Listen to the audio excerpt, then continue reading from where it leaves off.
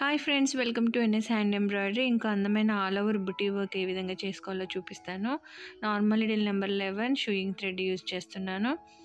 మధ్యలో మనకి 4 mm bunch bead, rice షేప్లో ఉన్న బీడ్ 2 mm బంచ్ బీడ్, అంటే చివర్లో 2 mm బంచ్ బీడ్ వచ్చేటట్టు చూసుకోవాలి. మళ్ళీ ఇంకొక సైడ్ కూడా రైస్ బీడ్, మళ్ళీ 2 mm బంచ్ బీడ్. ఇప్పుడు ఈ సైడ్ ఆ సైడ్ కూడా మళ్ళీ rice bead, 2 mm bunch bead.